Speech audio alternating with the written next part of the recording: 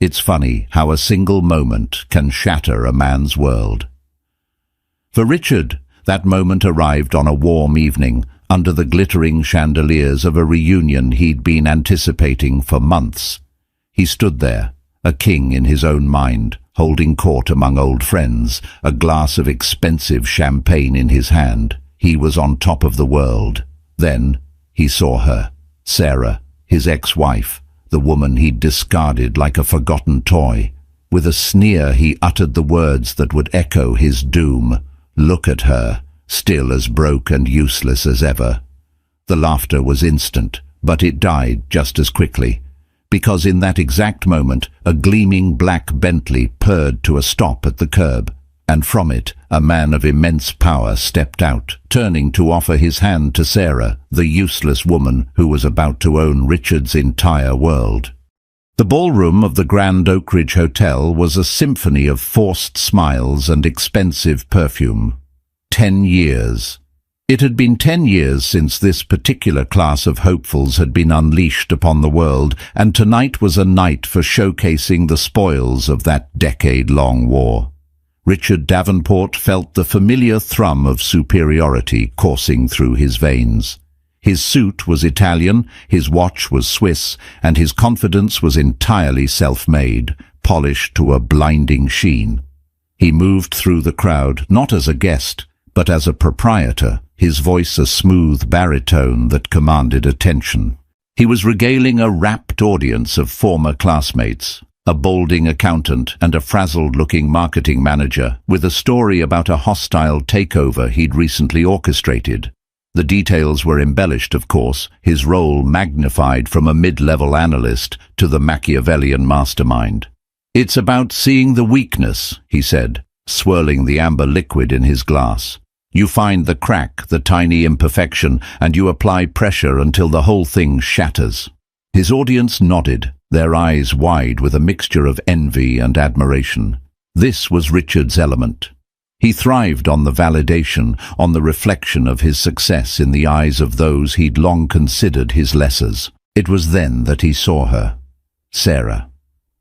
She was standing near the entrance, half hidden by a ridiculously large potted fern, as if she were trying to merge with the foliage. She looked exactly the same. That was his first thought, a dismissive, almost disappointed observation. The same simple dark blue dress that probably cost less than his tie. The same way she held her shoulders slightly hunched, as if apologizing for taking up space. Her hair was longer, falling in soft waves around her face, but she still had that look, a quiet, observant stillness that he had once mistaken for weakness. A pang of something unpleasant, something like irritation mixed with a sour memory, curdled in his stomach. Their divorce had been his decision, a strategic move. Sarah, with her gentle spirit and her baffling disinterest in climbing the social and corporate ladder, had become an anchor. He was a rocket, destined for the stratosphere, and she was dead weight. She'd wanted a quiet life, a small house with a garden, maybe a child or two. She painted in her spare time, delicate, intricate watercolors of flowers and landscapes that he'd called a cute hobby. He'd wanted a penthouse, a portfolio that screamed power, and a wife who was a walking, talking asset. A woman who could charm investors and intimidate rivals. Sarah couldn't even bring herself to schmooze at his company Christmas parties. She'd stand in a corner, nursing a single glass of wine, her eyes full of a quiet panic. Useless, he'd called her during their final brutal argument. He'd thrown the word at her like a stone, watching with grim satisfaction as it struck home, shattering the last of her composure. "You contribute nothing, Sarah. You dream about paint and petals while I'm out here building an empire. You're broke, you're ambitionless, and you're useless to me." He had expected tears, pleading. Instead, she had simply looked at him, her eyes clear of everything but a profound, aching sadness. She'd packed a single suitcase that night and left, taking nothing but the paintings he'd always despised. The divorce was quick, quiet, and on his terms. He'd made sure she got next to nothing, a final definitive stamp of his dominance. Now, seeing her here, it was like a ghost from a past he'd successfully buried had decided to make an unwelcome appearance. He felt a sneer curl his lip. He excused himself from his admirers and began to move towards her, a predator sensing an easy kill. He wanted to see the flicker of fear in her eyes when he approached. He wanted to remind her of what she'd lost, of the world she'd been cast out from. As he got closer, he could see more details. There were faint lines around her eyes he didn't recognize, but they weren't lines of stress. They were laugh lines, and her posture, which he'd initially seen as timid, now looked more like calm. A deep, unshakable calm. It unnerved him.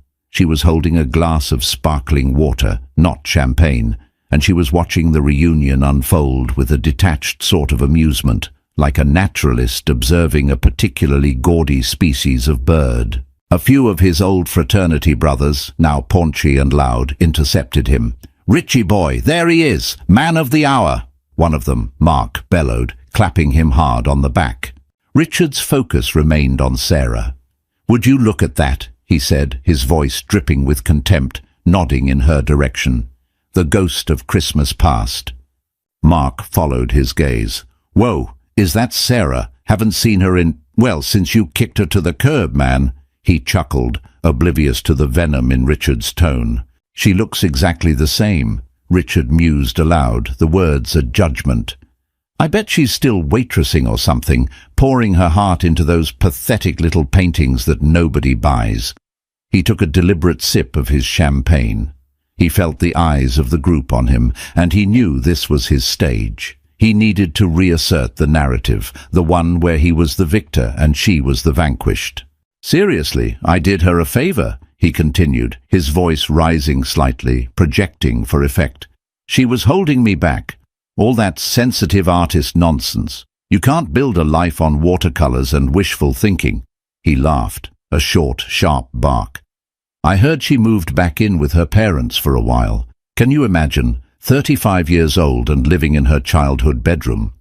He was on a roll now, the cruelty a heady rush. He lowered his voice to a conspiratorial whisper that was just loud enough for everyone nearby to hear. "I'm telling you, the woman is broke and useless. Always was, always will be." A ripple of sycophantic laughter went through the small group. They were his hyenas, and he was their lion. He felt a surge of power, a reaffirmation of his choices. He had cut out the weakness, and he had soared. She had been left behind, a footnote in his epic story. He was about to add another line, something even more cutting, when the hushed murmur of the crowd near the entrance shifted in tone. It went from a general babble to a focused collective gasp. He turned, annoyed at the interruption, and that's when his perfectly constructed world began to tilt on its axis.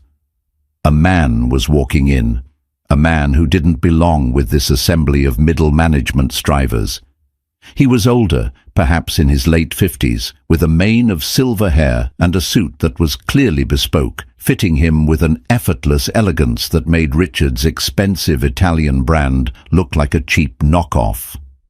The man exuded an aura of quiet, formidable power.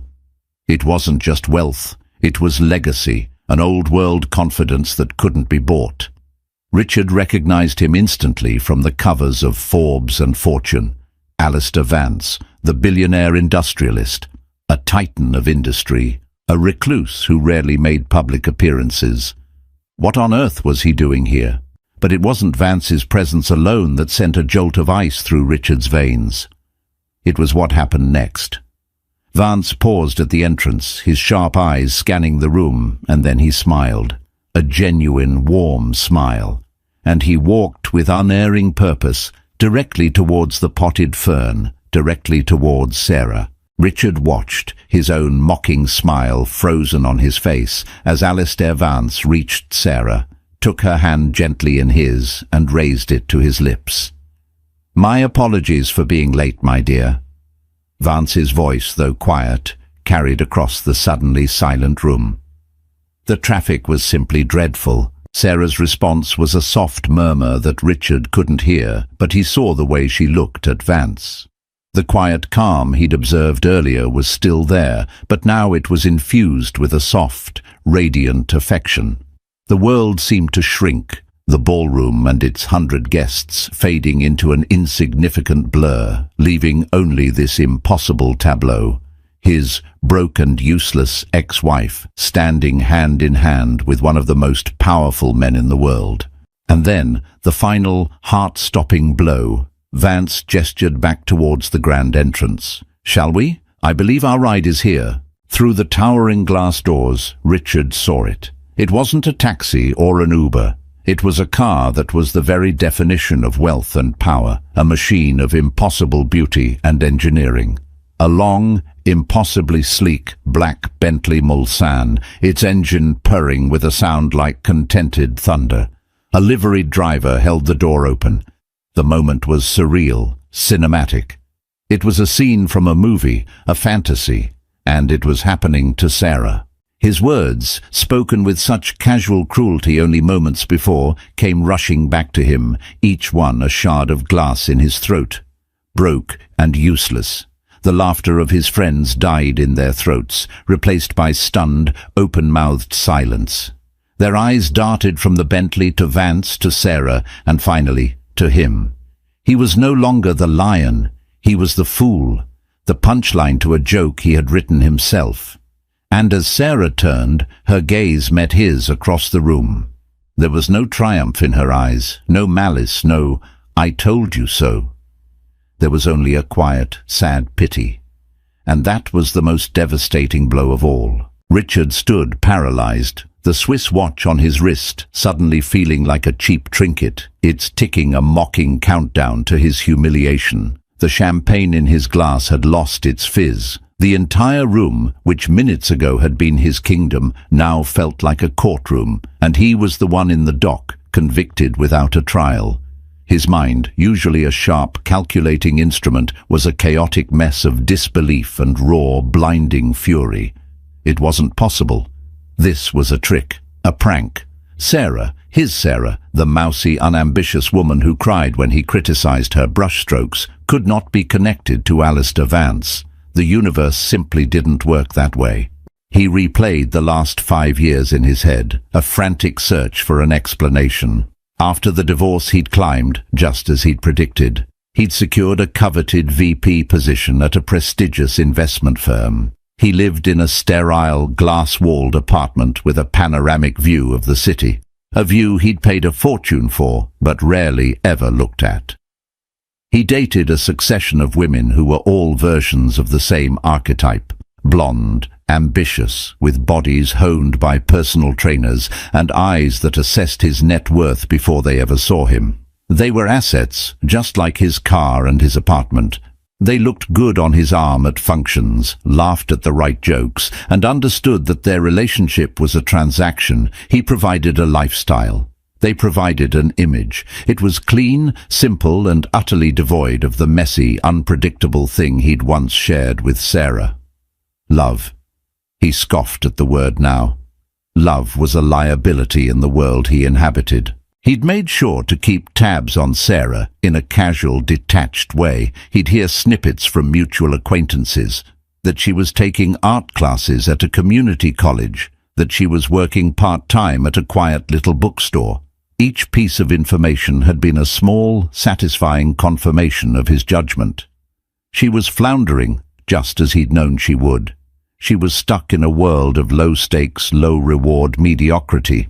The news that she'd moved back in with her parents had been the cherry on top, a story he'd dined out on for weeks. It was proof that he had been right to cut her loose. He was the winner. But the image of her now, so poised and serene next to a man like Vance, was a direct contradiction to everything he believed. It was a glitch in the matrix of his carefully ordered world. His mind scrambled to create a narrative that made sense. Maybe she was Vance's charity case, his latest philanthropic project, or worse, his mistress. Yes, that had to be it. She'd finally learned to use what little she had, trading her quiet dignity for a ride in a fancy car. The thought brought a sneer back to his lips, a desperate attempt to regain control. It was a flimsy shield, but it was all he had. "Well," he said, forcing a laugh that sounded brittle and hollow even to his own ears. "Looks like little Sarah finally found herself a sugar daddy." He looked around at his friends, expecting them to join in, to help him rebuild the crumbling facade of his superiority. But their faces were blank. Mark, who had been so eager to laugh at Sarah's expense moments ago, was now staring at the departing couple with an expression of pure awe. The others avoided Richard's gaze, suddenly fascinated by their own shoes. The hyenas had scattered. The lion was alone. The silence in the ballroom was deafening. The DJ, sensing the dramatic shift in the atmosphere, had let the music fade out. Everyone was watching him. He could feel their judgment, their pity. He, Richard Davenport, who prided himself on always being 3 steps ahead, had been made a fool of. And by whom? By Sarah, the woman he deemed insignificant. He felt a hot, choking wave of shame rise up his neck.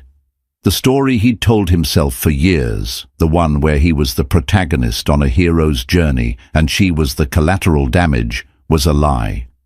He hadn't just misjudged her, he had failed to see her at all.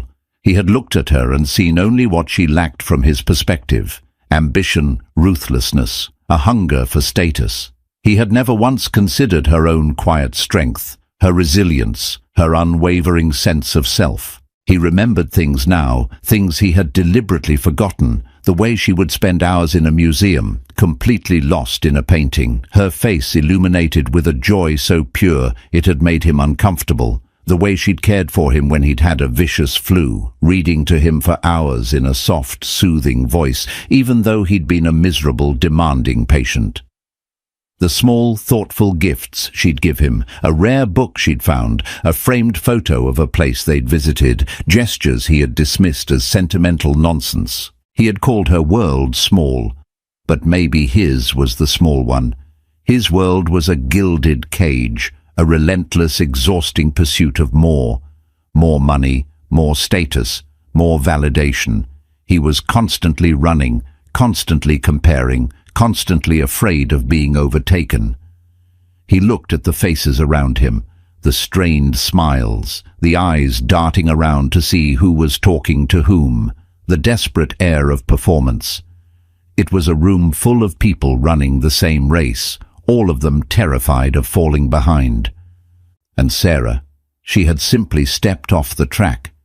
She hadn't tried to compete in his world. She had built her own. He had assumed it was a world of failure, but what if it was a world of peace? What if the useless things she valued, art, kindness, quiet contemplation, were the things that actually mattered? The thought was so alien, so antithetical to his entire existence, that it made him feel dizzy. The ballroom doors swished shut, and the Bentley was gone. The spell was broken.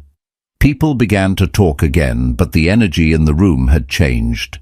The conversations were now hushed, speculative whispers, all centered around the night's unbelievable drama. And at the center of it all was him. He could hear fragments. Richard's ex-wife? With Alistair Vance. Did you hear what he said about her right before? He had to get out. He couldn't breathe. The air was thick with his own failure. He set his glass down with a hand that was trembling slightly and turned to leave, avoiding the eyes of everyone he passed. As he walked towards the exit, he caught his reflection in one of the large, ornate mirrors that lined the hall. He saw a man in an expensive suit, his face pale and tight with rage and humiliation. He looked successful, he looked powerful. But for the first time in his life, Richard Davenport felt utterly, hopelessly broke. His wealth, his position, his carefully curated image, they were all meaningless. In that moment, he would have traded all of it, every last stock and bond, just to understand the look of quiet pity Sarah had given him before she'd walked away. It was a look that said she knew something he didn't, that she had found a treasure he couldn't even comprehend, let alone afford. He pushed through the doors and into the cool night air, but there was no relief. The image of the Bentley, sleek and silent and powerful, was burned into his mind. It wasn't just a car. It was a symbol of everything he didn't have. Not the money. He had money. It was the grace, the quiet confidence, the freedom. Sarah was free, and he, the self-proclaimed king, was trapped in a prison of his own making, its bars forged from the very ambition that was supposed to be his strength. The man who had everything had nothing at all. The interior of the Bentley was a sanctuary of soft leather and profound silence. The chaotic noise of the reunion faded away the moment the heavy door clicked shut, replaced by the hushed hum of a perfectly engineered engine. For a long moment Sarah simply breathed, her eyes closed. She inhaled the scent of old money and new beginnings, and exhaled the last lingering ghost of Richard Davenport. "Are you all right, my dear?" Alistair Vance's voice was a low, gentle rumble beside her. He wasn't looking at her with pity, but with a quiet, knowing concern. Sarah opened her eyes and turned to him, a small, genuine smile touching her lips. "I am now." She looked out the window at the blurred city lights streaming past. It was strange, seeing them all. It felt like looking at a photograph of a life I never actually lived. "He was there," Alistair stated. It wasn't a question. Sarah nodded, her smile fading slightly. He was there, in fine form. She didn't need to elaborate. Alistair knew Richard's character, not from personal experience, but through the stories she had reluctantly shared over the past few years.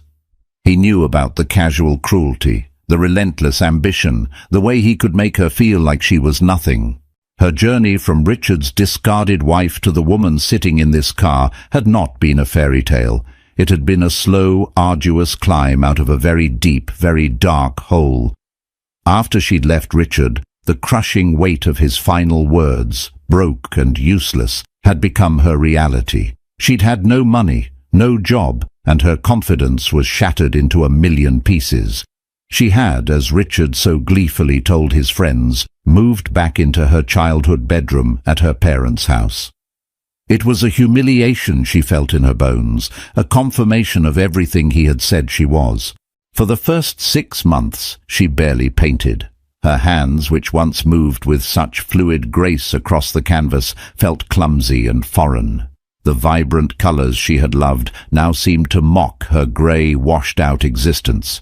She took a job at a local diner, the one she'd worked at in high school. The smell of grease and burnt coffee clung to her clothes and hair, a constant reminder of how far she had fallen. Richard's world of glittering penthouses and hostile takeovers felt like another planet. The turning point hadn't been a grand cinematic moment. It had been a quiet Tuesday afternoon. An elderly man, a regular at the diner named Mr. Henderson, had been watching her sketch on a napkin during a lull.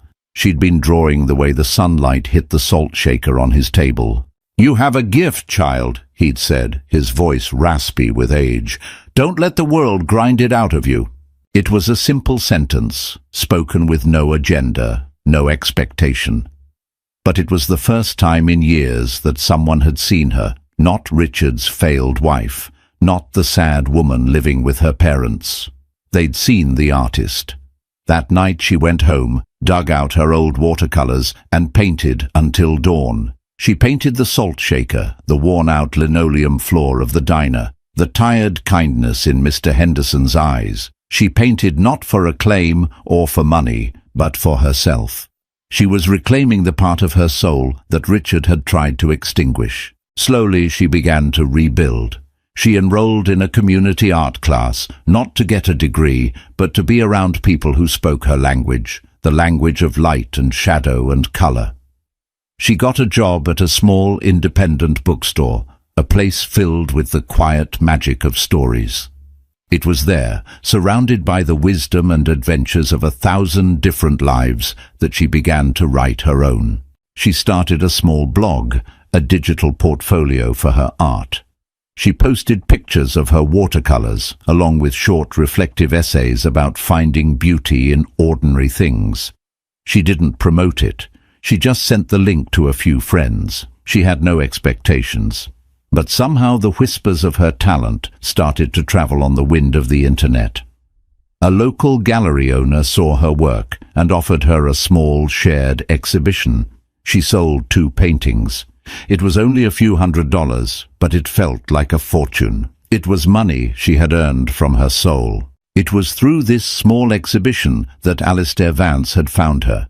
His late wife, Eleanor, had been an avid art collector, with a particular passion for supporting emerging local artists. After her passing, Alistair had established a foundation in her name, continuing her legacy. The foundation's director had stumbled upon Sarah's blog and had been struck by the quiet, emotional power of her work. She'd shown it to Alistair, and he had been instantly captivated. He saw in her paintings what Richard never could. Not just technical skill, but a profound depth of feeling. He saw her resilience, her gentle strength, her ability to find light in the darkest of places. He'd bought a painting, a simple, elegant depiction of a single, rain-drenched peony, its petals bruised but still beautiful. He had requested to meet the artist. Sarah had been terrified, assuming it was a mistake. She'd walked into his towering steel and glass office, expecting a formal, intimidating business magnate. Instead, she'd found a quiet, thoughtful man with sad eyes and a kind smile. He hadn't talked about investments or portfolios. He'd talked about his wife. He'd told Sarah that her painting of the peony reminded him of Elena's courage during her long illness. They had talked for hours, not as a billionaire and a struggling artist, but as 2 people who understood loss and the quiet, persistent search for beauty. That first meeting had blossomed into an unlikely and deeply cherished friendship. Alistair had become her mentor, her champion, and her friend. He never gave her handouts. Instead, he gave her opportunities. He commissioned a series of paintings for the Foundation's headquarters. He introduced her to influential figures in the art world. He encouraged her to open her own studio. He had, piece by piece, helped her build a life that was not just stable, but joyful, a life that was authentically hers. "What was he saying?" Sarah asked now, her voice soft. "Just before we arrived, I saw him talking to a group of his friends. He had that look on his face, the one he gets when he's about to be cruel." Alistair was silent for a moment, his gaze fixed on the road ahead. "It doesn't matter what he was saying, Sarah," he said finally. "His words have no power over you anymore. They are the ramblings of a ghost." "I know," she said, and she did. But still, a part of her needed to know. She had spent so many years defined by Richard's narrative of her. Seeing him tonight was like coming face to face with the warden of a prison she had long since escaped. Alistair seemed to understand. He reached over and gently patted her hand. He was attempting to convince his audience, and perhaps himself, that you were, what was his charming phrase, broke and useless. Sarah flinched, the words still carrying a faint residual sting. But then a strange thing happened. She started to laugh. It wasn't a bitter, vengeful laugh. It was a genuine, bubbling up from the soul laugh of pure, unadulterated irony.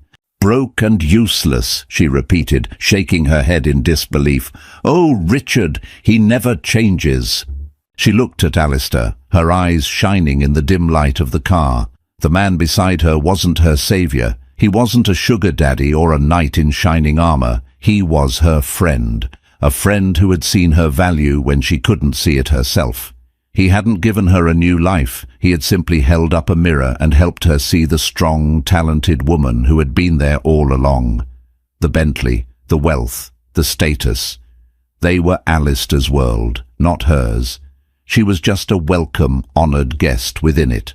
Her world was her studio, filled with the scent of turpentine and wet paint, the sunlight streaming through the large windows, the quiet satisfaction of creating something beautiful out of nothing. She wasn't broke. She was richer than Richard could ever imagine, and she was anything but useless. "Thank you, Alistair," she said, her voice thick with emotion, "for everything." "Nonsense, my dear," he replied, his eyes crinkling at the corners as he smiled. "I should be thanking you. You brought colour back into my life when it was all grey." He paused, his expression turning more serious. "Now, about tonight. I hope my dramatic entrance wasn't too much.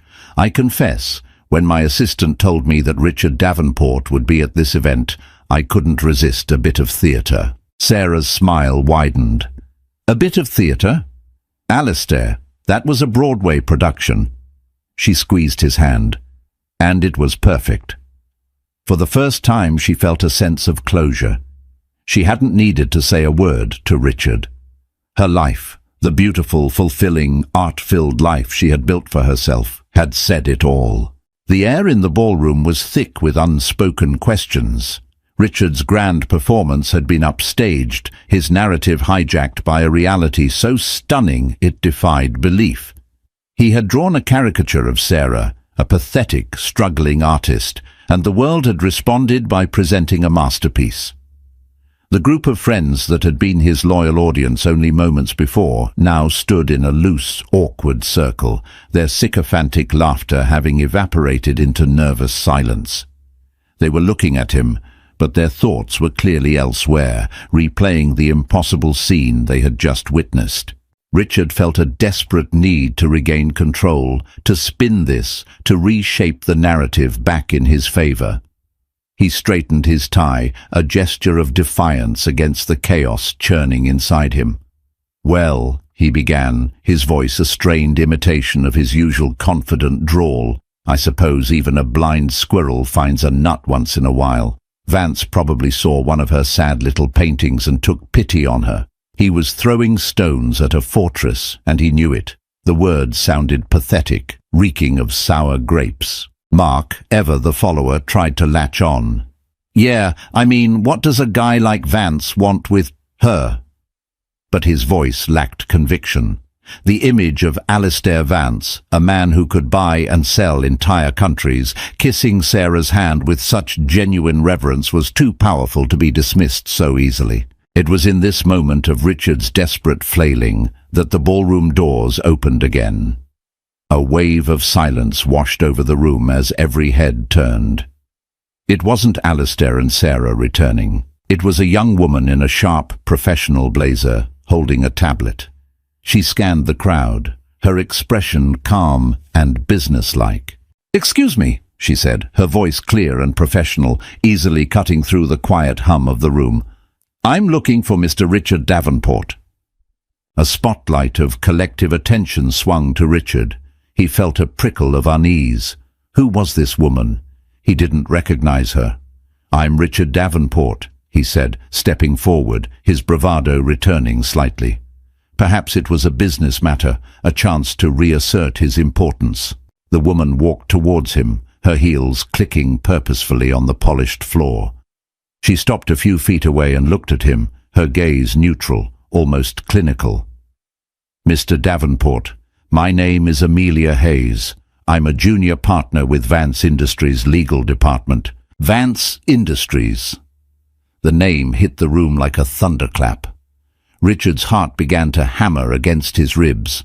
"Legal department? What is this about?" Amelia Hayes didn't answer immediately. Instead, she glanced around the room at the stunned faces of Richard's classmates. It was a deliberate theatrical pause. She was making sure she had everyone's full attention. Mr. Vance was under the impression that this was a private alumni event. However, given the public nature of certain statements made this evening, he felt a more formal clarification was in order. Richard's blood ran cold. "Statements? I don't know what you're talking about." He was lying, and he knew everyone in the room knew it. The memory of his words, broke and useless, screamed in his mind. Amelia raised an eyebrow, a flicker of something that might have been disdain in her eyes. "Mr. Vance has a keen interest in protecting the reputation of his business partners, Mr. Davenport, especially his most valued ones." The phrase hung in the air. Business partners. The room was so quiet you could hear the clink of ice in a forgotten drink across the hall. Amelia continued, her tone remaining cool and professional, but her words were like surgical strikes. "I believe the words you used to describe Miss Sarah Jensen just prior to Mr. Vance's arrival were broke and useless. Is that correct?" Richard was cornered. To deny it would be pointless. A dozen people had heard him. He could only stand there, mute, his face turning a blotchy red. "I thought so," Amelia said, a faint, mirthless smile on her lips. "Mr. Vance asked me to come in and correct the record. You see, Ms. Jensen is not broke. Far from it. In fact, for the past 2 years, she has been the sole proprietor of S.J. Artistry, a design firm that has been on exclusive retainer with Vance Industries." A collective gasp went through the room. Richard felt as if the floor had fallen away beneath him. S.J. Artistry? Sarah had her own firm? "Her pathetic little paintings, as I believe you also called them," Amelia went on, her gaze unwavering, "have become the cornerstone of our new global marketing campaign.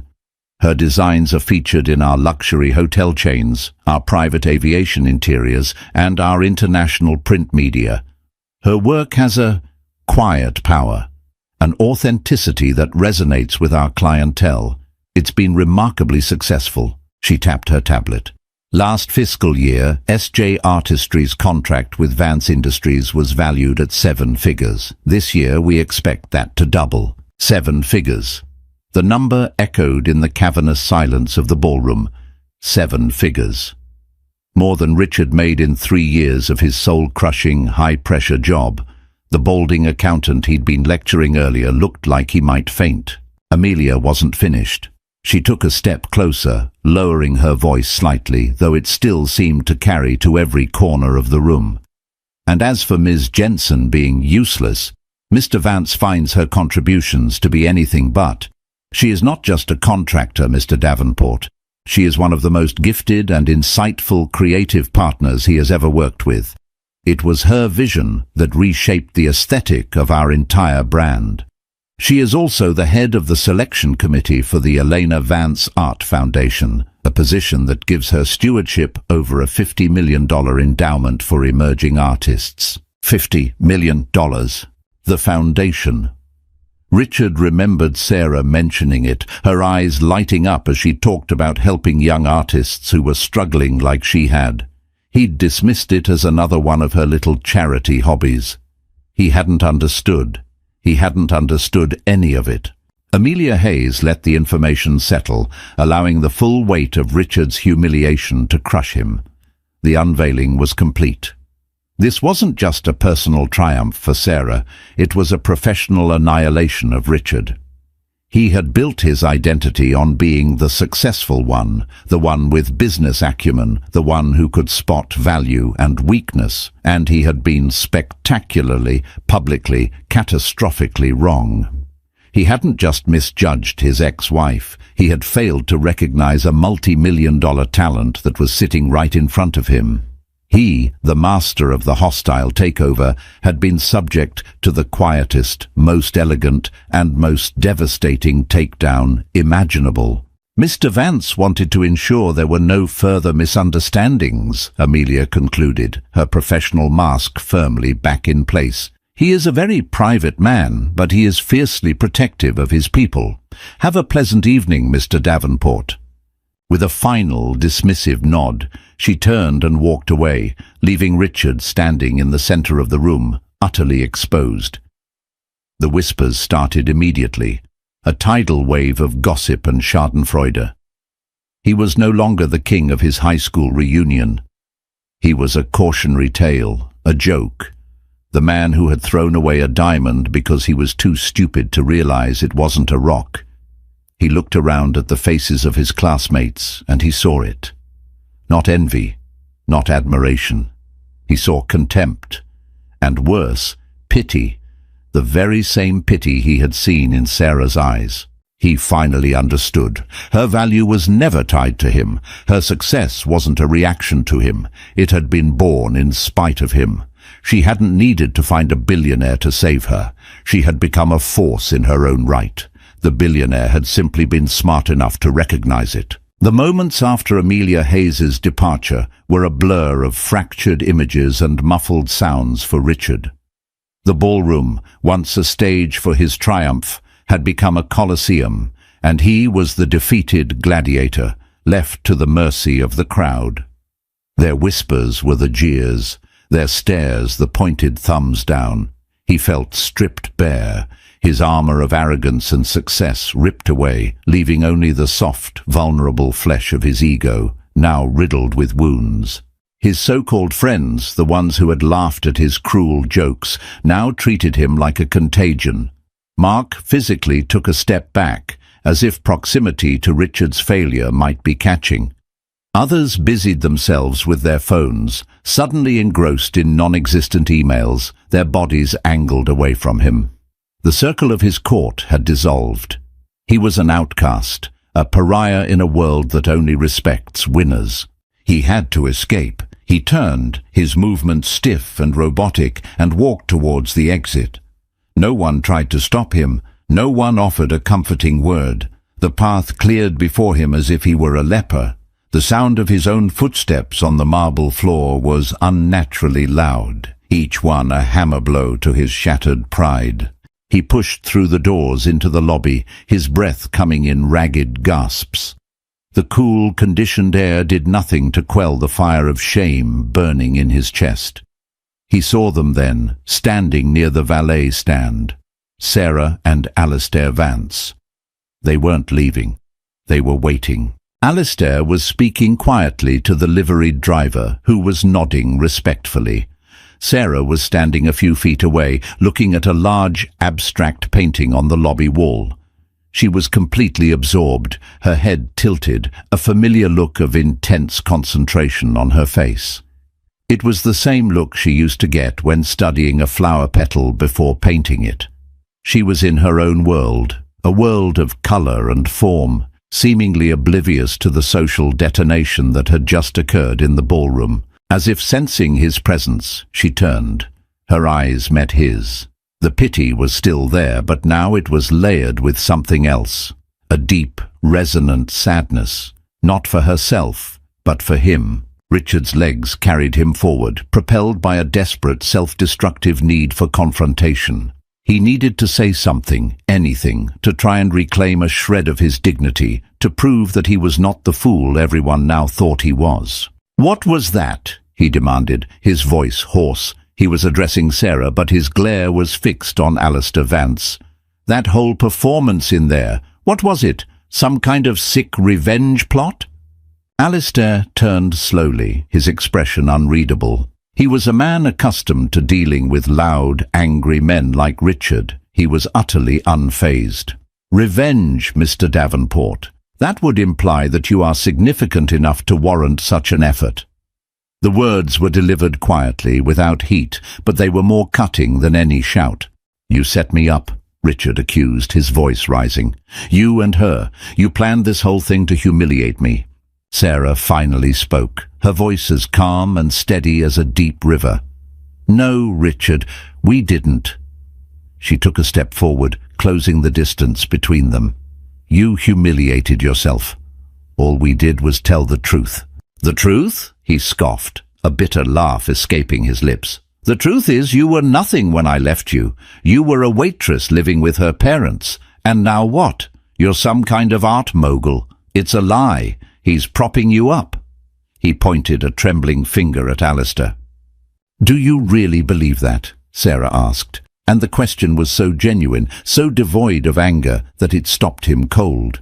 "After all these years, do you still think so little of me? Do you still see me as so completely incapable?" Her words pierced through his rage, hitting something deeper, something he hadn't acknowledged in years. He remembered their early days, before his ambition had consumed him. He'd been proud of her art then. He'd bragged to his friends about her talent. He'd loved watching her paint, her face smudged with color, her eyes alive with passion. When had that changed? When had he started seeing her passion as a liability instead of a gift? "I saw your potential, Richard," she continued, her voice softening. "I saw the brilliant, driven man you could be, but I also saw the fear that was driving you, the fear of not being enough, of not being the most successful person in the room. That fear is what made you cruel. It's what made you need to belittle me, to keep me small, so you could feel big." Every word was a perfectly aimed arrow, striking at the heart of his deepest insecurities. He had spent his entire life building walls around that fear, reinforcing them with money and status. And now she was dismantling them, brick by brick, with nothing but the quiet truth. "I didn't leave you because I didn't love you," she said, her voice dropping to a near whisper. "I left because I was losing myself trying to fit into your world.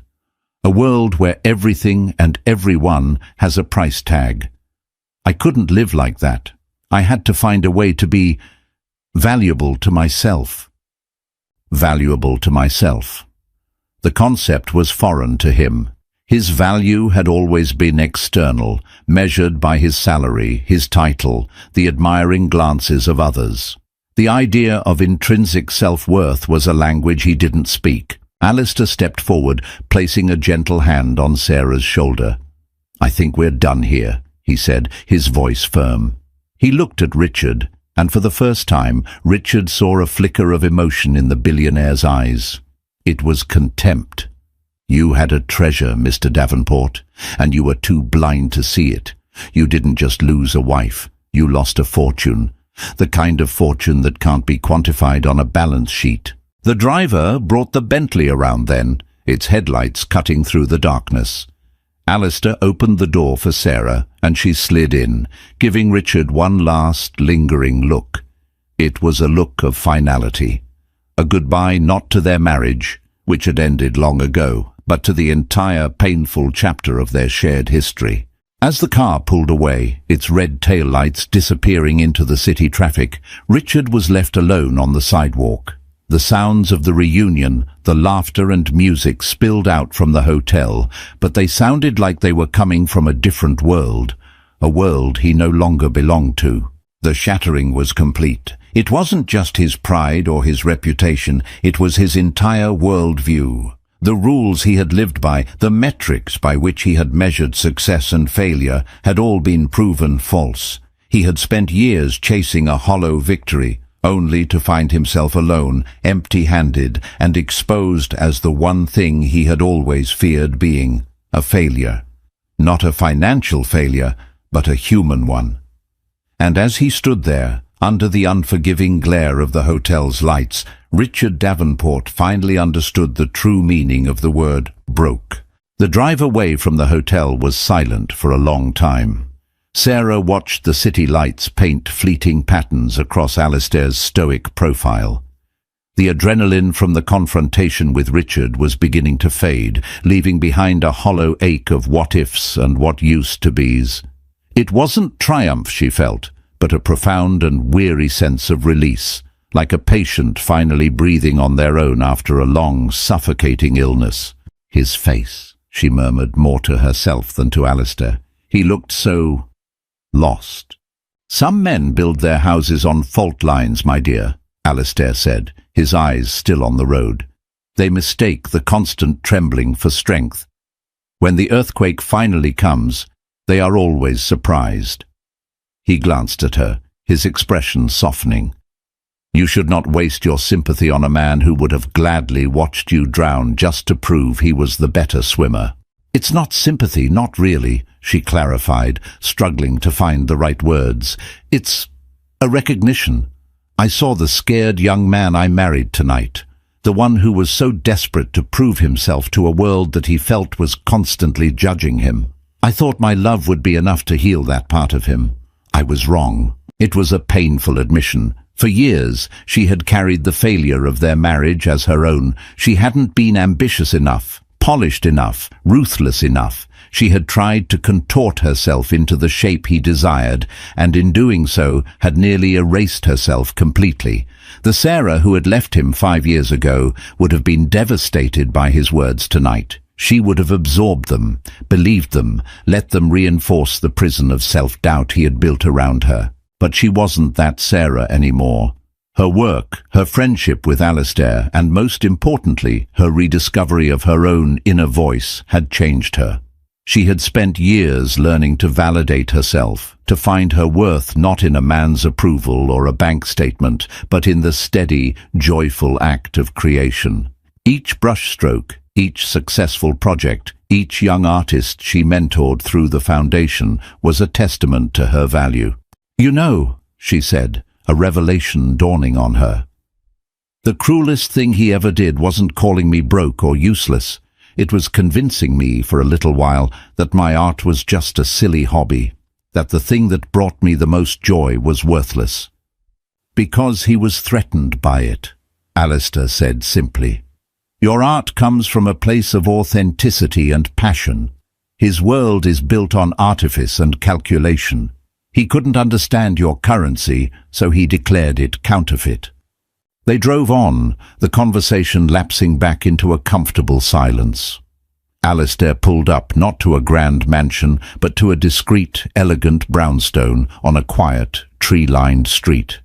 This was his private residence, a place few people ever saw. Inside, it wasn't a sterile museum of wealth, but a warm, inviting home filled with books and art that he and his late wife had collected over a lifetime. Sarah's peony painting hung in a place of honor over the fireplace. Alistair poured them both a small glass of brandy. He handed one to Sarah and raised his own. "To S.J. Artistry," he said, "and to the remarkable woman who built it." Sarah smiled, the warmth of the brandy mirroring the warmth spreading through her chest. "Alistair, about what your lawyer said, about the 7-figure contract, was that really necessary?" He took a sip, his eyes twinkling over the rim of the glass.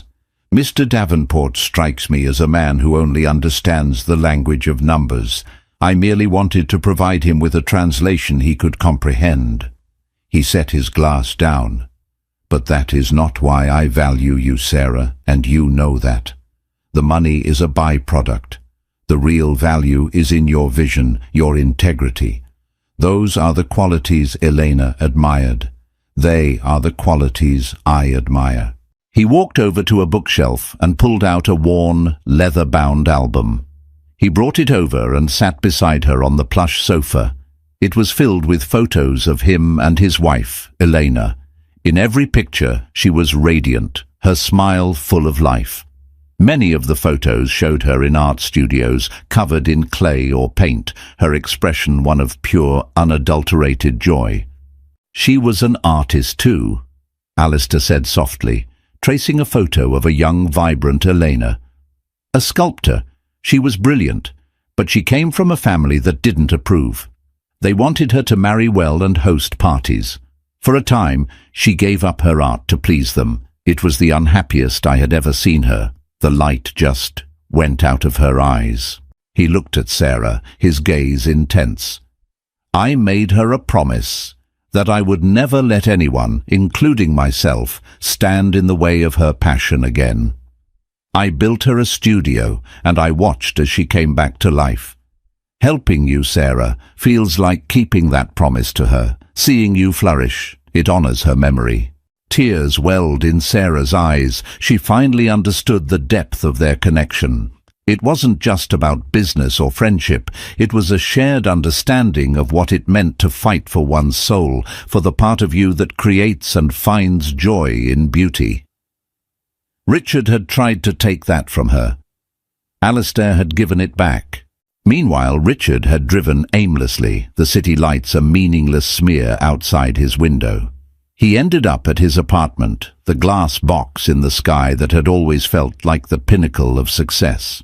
Tonight, it felt like a cage, cold, empty, and sterile. The panoramic view of the city he was so proud of offered no comfort. It just looked like a million tiny lights, each one a life he couldn't connect with. He poured himself a whiskey, the expensive single malt tasting like ash in his mouth. He sank onto his designer sofa, the silence of the apartment pressing in on him. For the first time, he was forced to look at himself without the filter of his success, and he didn't like what he saw. Sarah's words echoed in his mind. the fear of not being enough.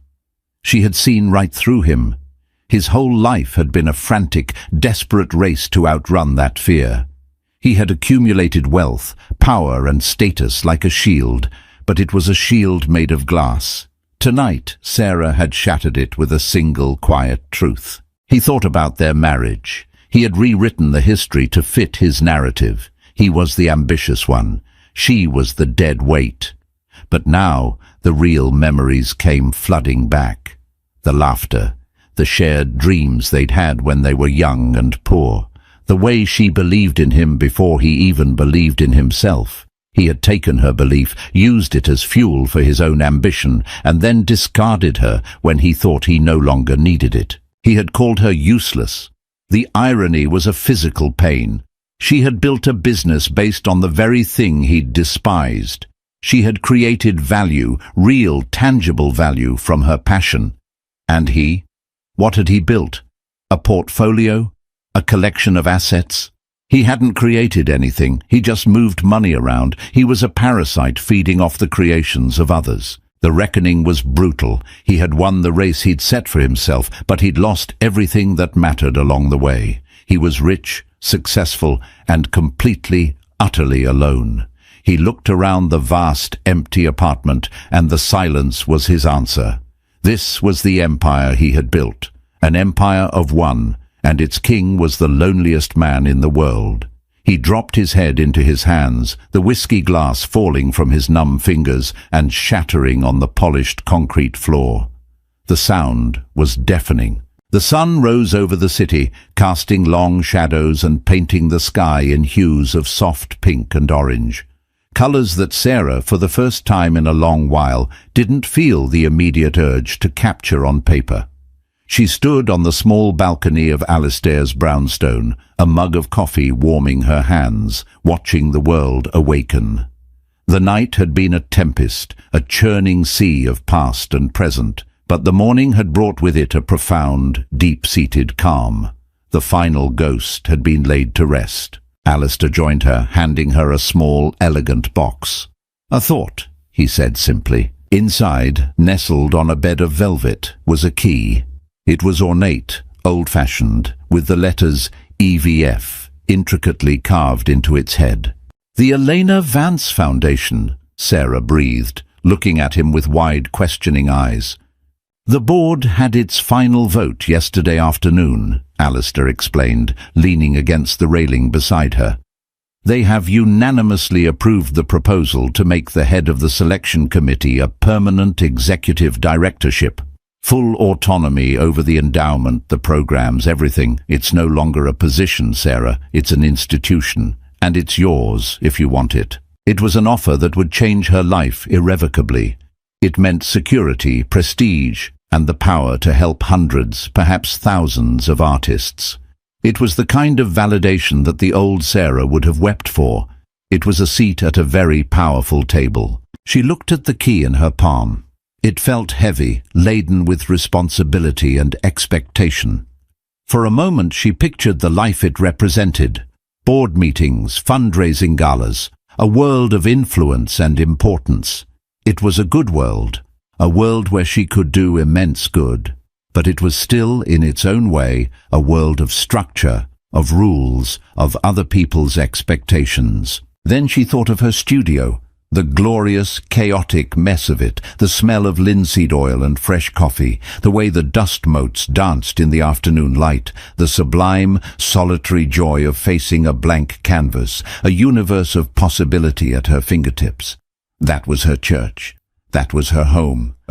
She closed her hand around the key and turned to Alistair, her expression one of immense gratitude and newfound clarity. "Alistair, I am more honored than I can possibly say, and I will gladly continue to head the committee to pour my heart into finding and nurturing new talent, but I must do so as Sarah Jensen, artist." She saw a flicker of surprise in his eyes, quickly replaced by a deep, knowing respect. "I can't become an institution," she explained, her voice finding a new strength. "My value, my vision, everything you admire in me, it comes from my work. It comes from the studio. If I give that up, I'll lose the very thing that makes me, me. I can't trade my freedom, not even for this. I spent too long fighting to get it back. It was the most important decision of her life, and she had made it without hesitation. She was choosing her own path, not the one offered by Richard's world of corporate success, nor the one offered by Alistair's world of philanthropic prestige. She was choosing her own quiet, colourful, joyful world. Alistair was silent for a long moment. Then he broke into a wide, genuine smile. "That," he said, his voice thick with emotion, "is the answer Elena would have given." He nodded, taking the box back. "The position will remain open, and you will continue to lead it on your own terms. We will build the institution around you, not the other way around." At that same moment, across town, Richard was staring at the shards of his broken whiskey glass on the floor. He hadn't slept. He had spent the night replaying his life, seeing with excruciating clarity the exact moments where he had chosen the path of fear over the path of love. His phone buzzed. It was a text from Mark, the friend who had abandoned him so quickly at the party. "Dude, are you okay? The whole office is talking about it. The story is everywhere." The humiliation was no longer confined to the ballroom. It was out in the world. His carefully constructed image was in ruins. He knew what would happen next. The whispers at work, the loss of respect. In his world, perception was reality, and the perception of him was now that of a fool. A strange sense of calm washed over him. He had hit bottom. There was nowhere to go but up, or sideways, or just somewhere else. For the first time, the relentless drive to climb, to compete, to win, was gone. The engine had run out of fuel. He thought of Sarah. He thought of her quiet strength, her unwavering integrity. He thought about her art. He went to his laptop and with trembling fingers typed SJ Artistry into the search bar. Her website bloomed on his screen. It was beautiful, clean, elegant, and filled with her work. There were the familiar flowers and landscapes from their early days, but they were different now. Bolder, more confident. There were also powerful abstract pieces, swirling with complex emotions. And then there were the designs she'd done for Vance Industries, sleek, sophisticated, and utterly brilliant. He clicked on her About page. There was a photo of her in her studio, smiling, a smudge of blue paint on her cheek. She looked happy, genuinely, radiantly happy. He read her bio. It spoke of her journey, of finding her voice, of the belief that art could bring beauty and meaning to a chaotic world. It didn't mention him. There was no bitterness, no reference to a painful past. It was as if he were an insignificant footnote, already erased. He had spent 5 years believing she was living in his shadow. The truth was, she hadn't been in his shadow at all. She had been standing in her own light the entire time. Richard closed the laptop. The path forward was terrifyingly unclear. He had lost his compass, his map, his entire reason for running the race. But as he looked out at the sunrise, the same sunrise Sarah was watching from her balcony, he felt a flicker of something he hadn't felt in a very long time. It wasn't ambition, it wasn't pride. It was a tiny, fragile seed of hope. The hope that maybe, just maybe, it wasn't too late to find a different path. A path where value wasn't measured in dollars, but in truth. A path where he might one day be able to look in the mirror and not see a failure, but a man who was finally, painfully, beginning to understand. The reckoning had been brutal, but it was also a gift. It was the chance to start again. Sarah left Alistair's home and took a taxi not to her apartment, but to her studio. She unlocked the door, and the familiar, comforting smell washed over her. The morning light was streaming through the large industrial windows, illuminating the beautiful chaos within. Canvases in various stages of completion were propped against the walls. Jars bristling with brushes stood on wooden tables. She walked to the center of the room and looked at the large blank canvas sitting on her main easel. A new day, a new beginning, a new creation. She was not the broke and useless woman from Richard's story. She was not the powerful executive from Alistair's offer. She was a creator, a painter. She was the author of her own life, and today she had a beautiful blank page to fill. She picked up a brush, dipped it in a vibrant sun-yellow paint, and began. So, what would you have done? If you were Sarah, would you have accepted the executive position at the foundation, securing a future of power and influence to do good in the world? Or would you have made the same choice she did, turning it down to protect the very artistic freedom that had saved you? Let us know in the comments below.